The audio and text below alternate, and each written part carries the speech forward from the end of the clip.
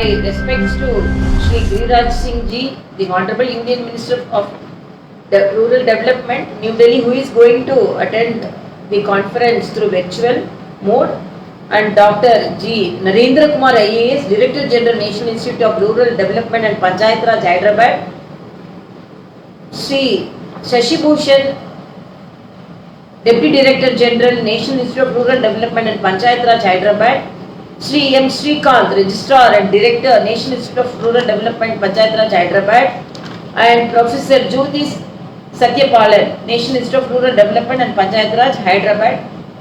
Good morning to all and all the dignitaries and all the people who are present here. And I want to start with our Honorable Prime Minister's words. The development of villages and empowerment of poor is to strengthen the India.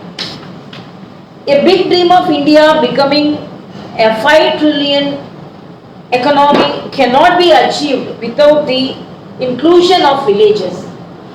The rural development is the process of improving the quality of life and the economic well-being of people living in rural areas. According to 2011 census, 68.84% of population lives in villages.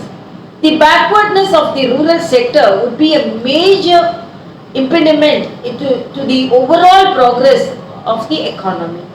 The problem in rural development are mainly categorized as people-related problems, agriculture-related problems, infrastructure-related problems, economic problems, leadership-related problems, administrative problems. These problems are independent and influence the complete rural system. These challenges must be addressed for the development of the overall rural system. The All India Rural Credit Review Committee 2003 in its report warned, if the fruits of development continue to be denied to the large section of rural community whilst prosperity accrues to some, the tension, the social and economic may not only upset the process of orderly and peaceful change in the rural economy, but even frustrate the national efforts to set the agricultural production. Today, inclusive rural development is more specific concept.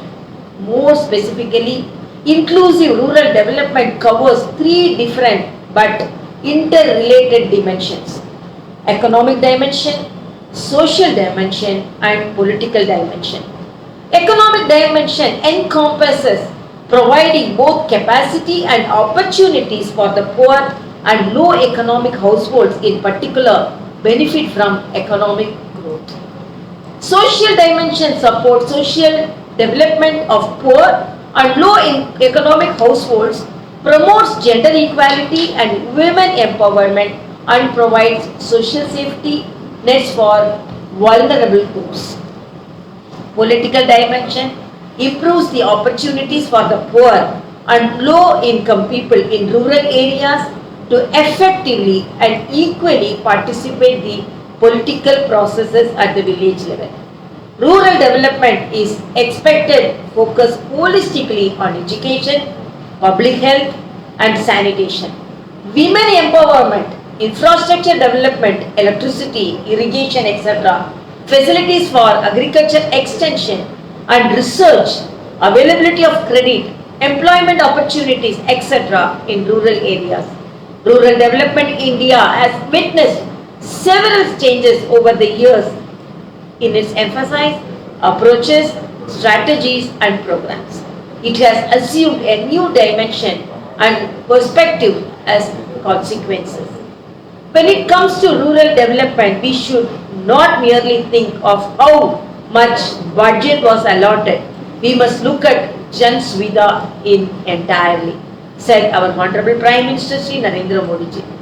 Truly reflecting this ideology, the government's policy and programs have laid emphasis on poverty alleviation, generation of employment and income opportunities, and provision of infrastructure and basic facilities to meet the needs of rural poor.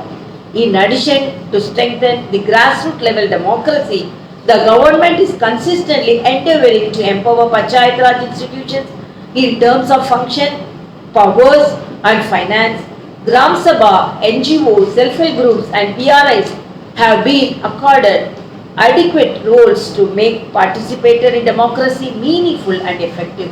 Some of the activities to ensure rural development are implementing poverty eradication programs in rural areas, addressing basic needs and enhancing provision of an access to services as precursor to improve livelihood, providing social protection programs to the vulnerable households, in particular the aged persons with disabilities and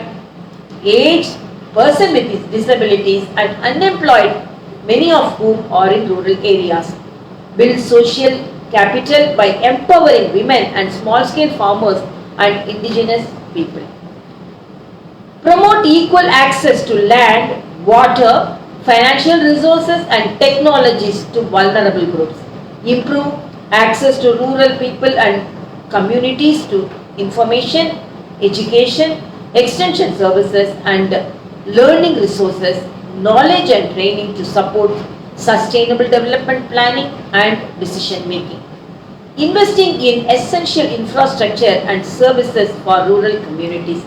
Support training and capacity building of rural communities for self-organization for building social capital. Strengthen rural healthcare facilities and capacities, train and increase the number of health and nutritional professionals and sustain the expand access to primary healthcare system.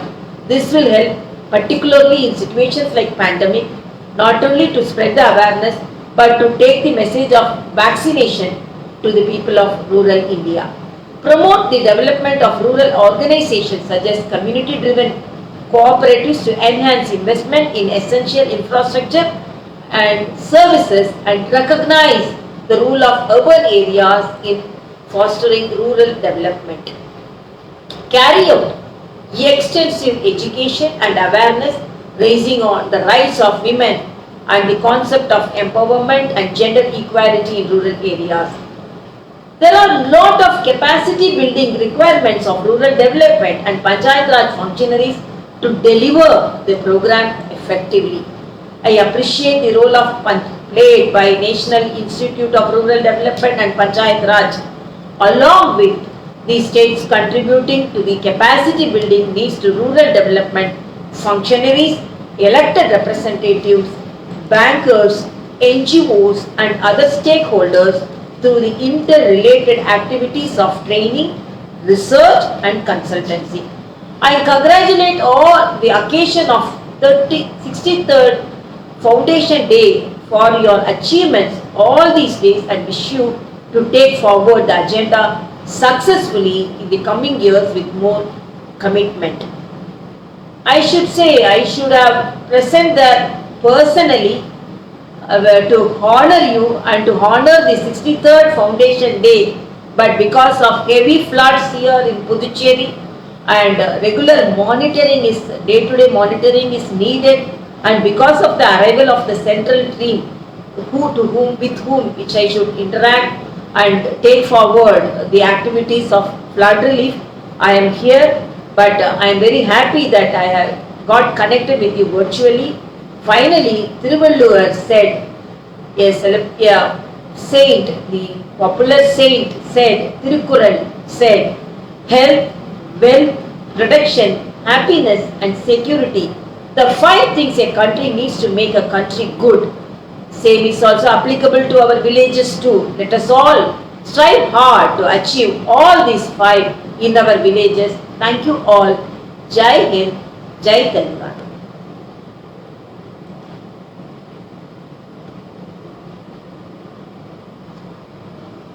Thank you, Honorable Government Madam.